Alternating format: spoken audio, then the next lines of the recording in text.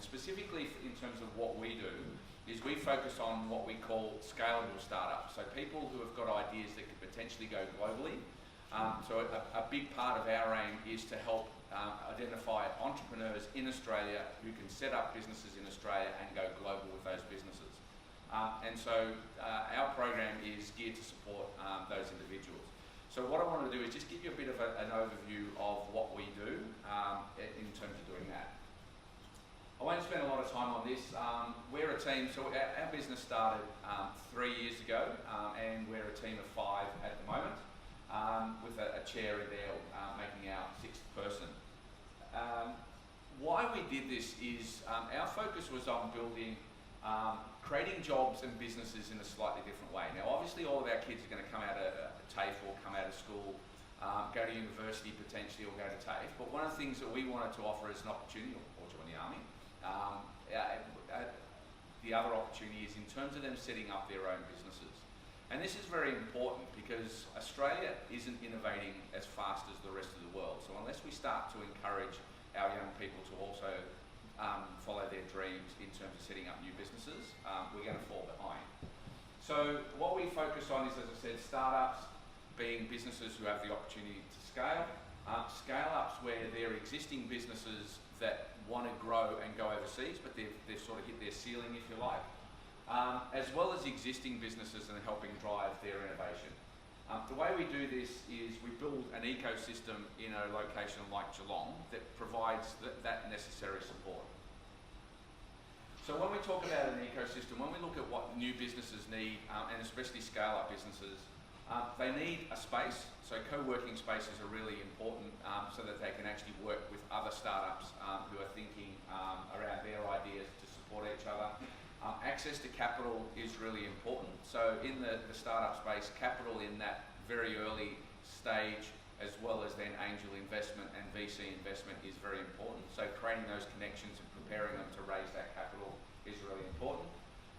Business partners, and in terms of supporting those startups. So a lot of these guys have got an idea, but they don't necessarily know how to run a business. So having HR, financial, legal, all those services around them, and we partner with a number of local businesses to do that, is really important for helping support them.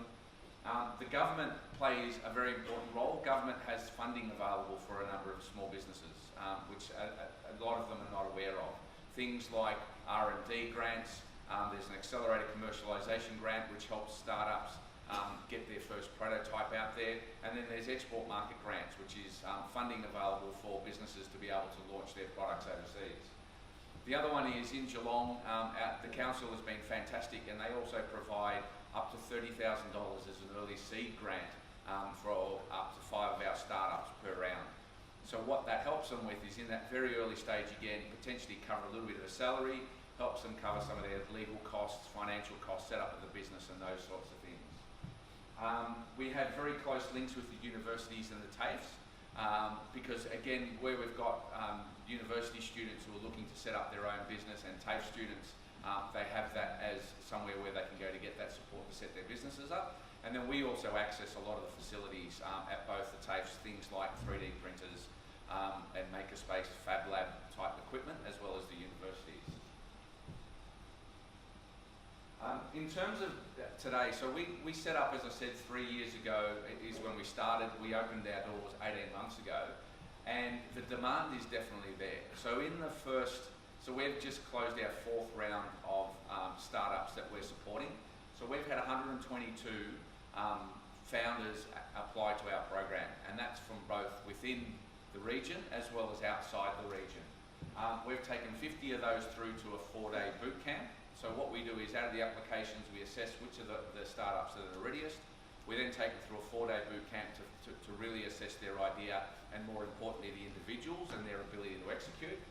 And then through that, we then select the teams to actually go into our programs, of which 25 teams have gone into our program to date.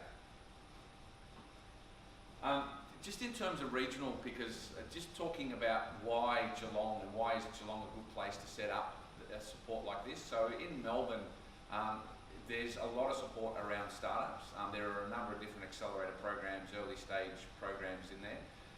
But one of of the things that we looked for was we felt that with regional areas, we have less choice and less options. So unless our kids are willing to travel into Melbourne to get a job, there's not a lot of jobs locally for a lot of them. And it's the same thing around setting up a business. So again, if they wanted to set up a business and they needed that support locally, then we wanted to be able to provide that in regional. The reason why I've got these stats is that with our applications, we get over half our applications outside of the region. So a lot of them from Melbourne, Sydney, etc. But by the time you get to the Accelerator program, which is the main program that we run for 6 months, if you flip that number, what that's actually saying is that 77% of our startups are actually out of the region. And that's not because we specifically go give more preference, if you like, for regional startups. But what we find is people out of regional areas are generally more committed, they've got less option, and therefore they're more driven to succeed. And that's the reason why we saw, and we're seeing that through our numbers, that regional was a great place to focus. Just in terms of programs, and I won't go through this in a lot of detail, except to say what we do is we focus on people who have very early stage ideas. So there's people out there who go, I've got this great idea, but I don't know how to get it to market.